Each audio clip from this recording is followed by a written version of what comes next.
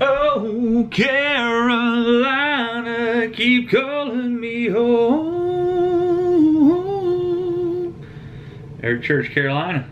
Seems fitting for today's video, how-to video. First and foremost, seeing as how Gene Jensen, my buddy Fluke Master, beat me to it, I figured it was only fair that I rock his Fluke Master hat. Guys, you can get these on his website. These things are phenomenal. They're awesome. So today we're going to talk about one of my favorite rigs, especially if you're talking about swift current, and that is the Carolina rig. This is also, it's not really thought of as a finesse bait technique, however it can be, depending on how much weight you're using. I'm going to show you the benefits of this, and I'm going to show you why I throw it, how I rig it. So today what I'm going to do is I'm going to show you how to rig my style of the Carolina rig. This can be used in the hot summer months that we're in right now. You know, we're in August here in Ohio. I think yesterday it was 95 degrees with a heat index of like 103. So extremely hot. Water temperature is still way up in the 80s. But the reason I'm rigging this Carolina rig is that I'm going to the Detroit River here this weekend to fish the Teenage Marine BFL Michigan division again. And we're fishing out of the Detroit River, and the Detroit River has some absurd current. So I figure this is one of the best ways to get down there. So I'm going to show you how I rig the Carolina rig. And I'm going to talk to you a little bit why I do it this way. And again, there's 100 ways to rig this thing, you know, depending on what kind of stuff that you use. But I'm going to show you what I use. A couple of components that you're going to need are, you're going to need some sort of weight.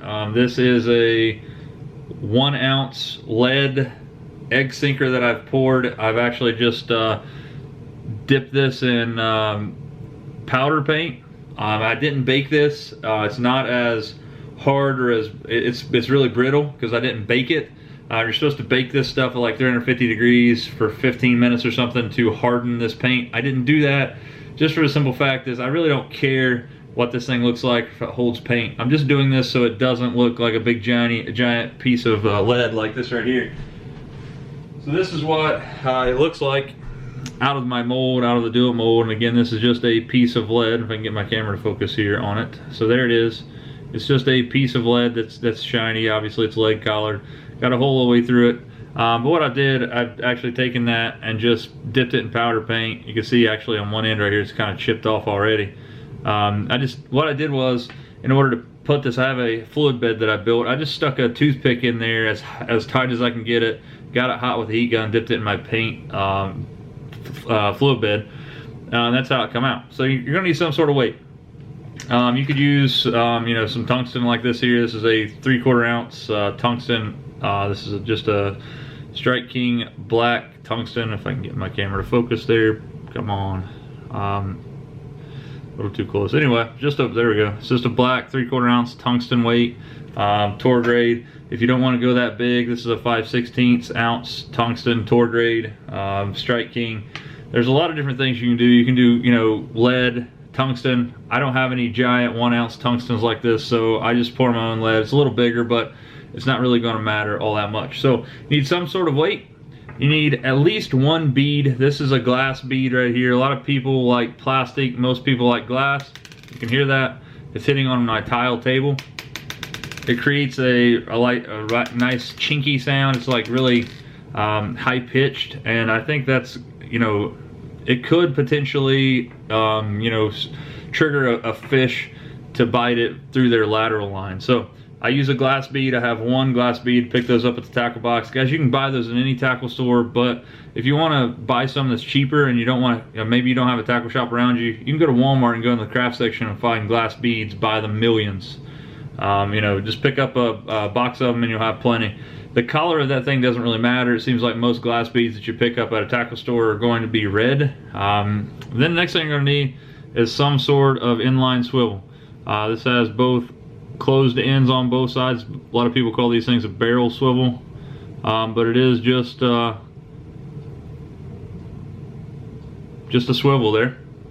And last but not, well, actually 2 more things you're going to need is some sort of hook. This is an offset shank round bend. This actually is a 5/0 hook. I'm going to be throwing a bigger bait on here, and this is a heavy duty wire hook. This thing is fairly big when it comes to the diameter of the wire.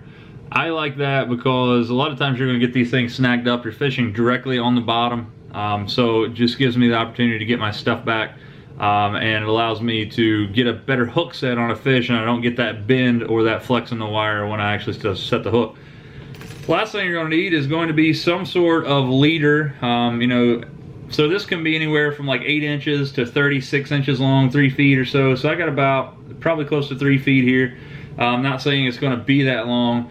This is, I believe it's 15 pound. Actually, this is, I'm lying to you. This is 16 pound Sunline FC Sniper fluorocarbon. So again, this thing's about 3 foot long.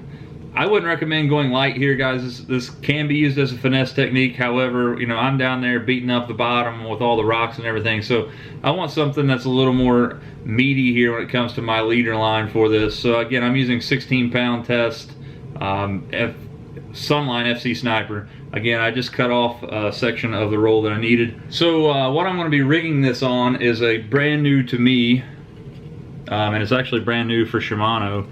This year they had it out for a while. They've brought it back out. This is a Shimano and Jackal Poison Adrena.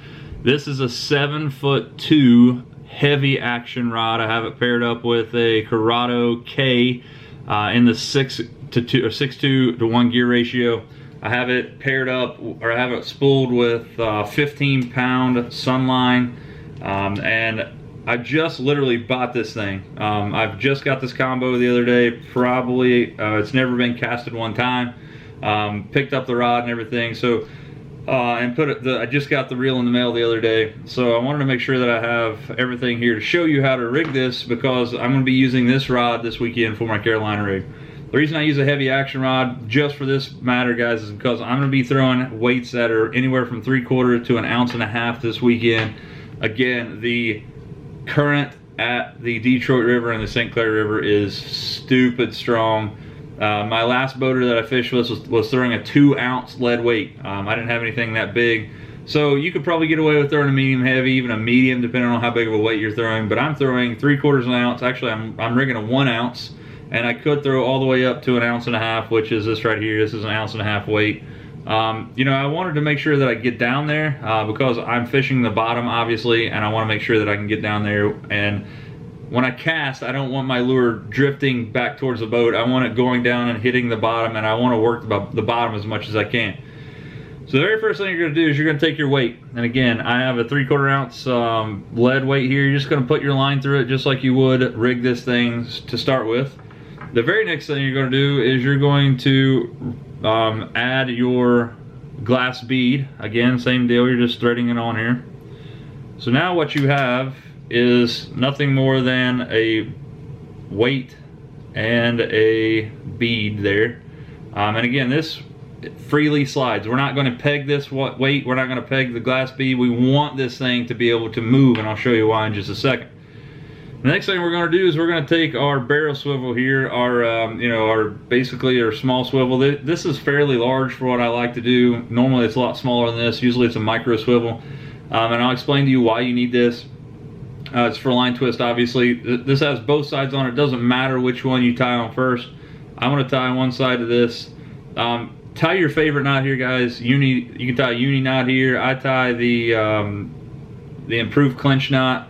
So I'm just going to put it on here like I would tie it normally. So again, you could tie your favorite knot here. It's up to you. With fluorocarbon especially, make sure you wet the line on your rig here, because what's going to happen if you don't, it's going to heat this line up. When you pull that with friction, it's going to cause your line to burn and eventually break. So then I'm going to cut that tag end off. You know, you don't have to cut it super close, guys. If you cut it super close, it's really tough for you to see that, I'm sorry. But it's not too far up. You can see I got about, I don't know, 1/8 of an inch. That's as close as I go. So now if you look, what we have here is we have the egg sinker, we have the glass bead, and we have the swivel. So the glass bead here is not only to make noise, it's to keep your glass or your weight from going down and hitting this and cutting your line.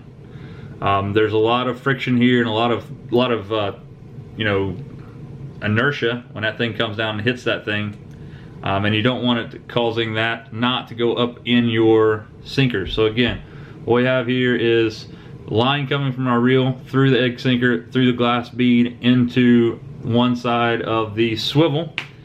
The next thing you're going to do is you're going to grab your piece of line that you've cut off your spool. Again, guys, this is totally up to you what size line you use.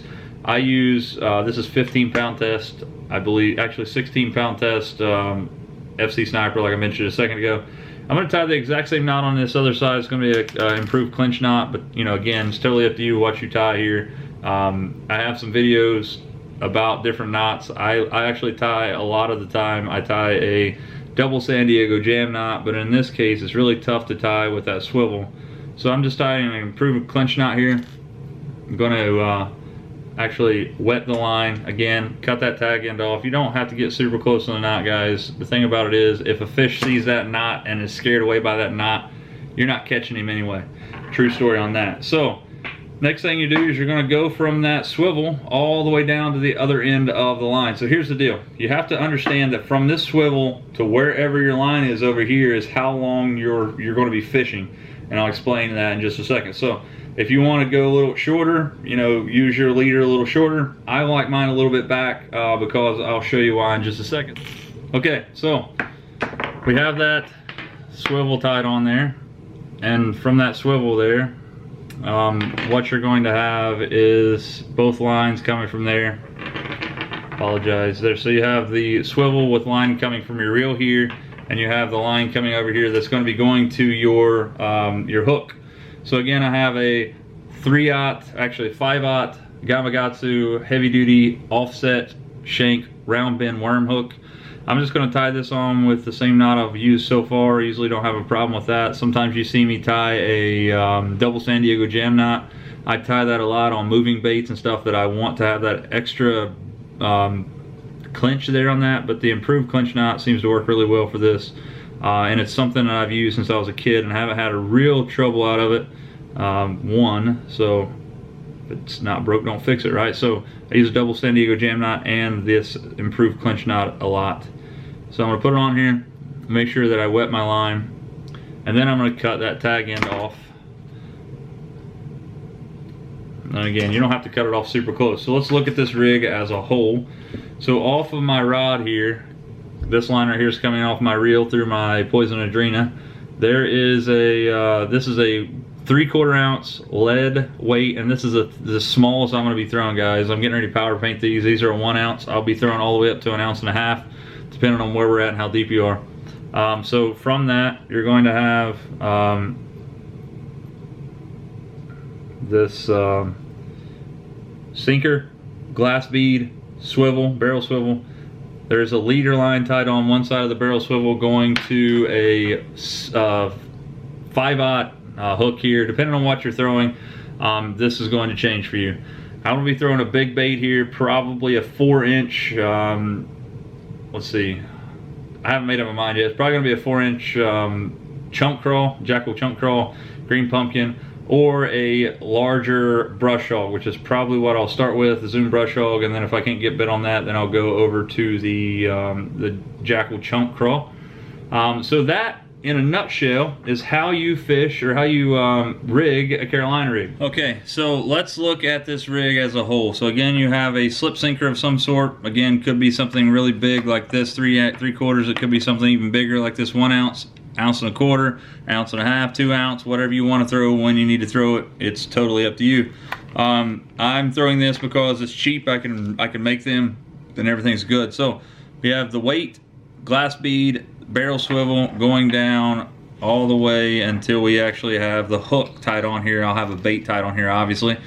But what makes this rig so good, especially in the summer months and when fish are finicky, or even in, you know, bigger, a lot more current places like this, is that the fact of the matter is that when a fish grabs your bait and they run with it, there is no resistance on that until it actually catches up with the line on your reel.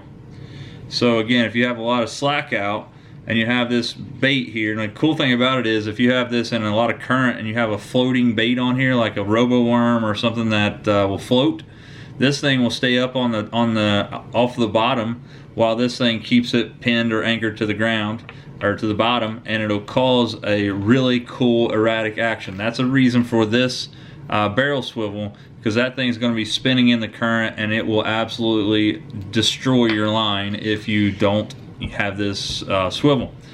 So what happens is, again, a fish takes off with your bait, you get a bite, they can run with the bait and they're not feeling anything. They don't feel any resistance. And then as soon as it actually your line tensions up and you feel it, you're going to have enough time to set the hook on the fish. So there it is, guys, the Carolina rig. Again, I have this thing rigged up on a heavy action Poison Adrena rod. This is a 7'2" heavy action. And if you don't know, if you didn't see that a second ago, the cool thing about these rods is they have a carbon butt piece instead of a foam or cork. I didn't think I was going to like these things, but I'm telling you what, the 7'3" medium heavy that I have, that I just fished the other day, is probably one of my favorite rods on the planet, and I have no doubt this is going to be the exact same way. So I'm going to try to throw this on here. And again, these Poison Adrena rods are immaculate, man. They're awesome. So I hope that helps you out rigging the Carolina rig. And if it does, drop a comment below, shoot me some photos, what have you. I want to see your catches, guys. Until next time, my name's Tyler Waller. We'll catch you on the lake. Hope you guys are out there leaning on them. We'll see you next time on another line.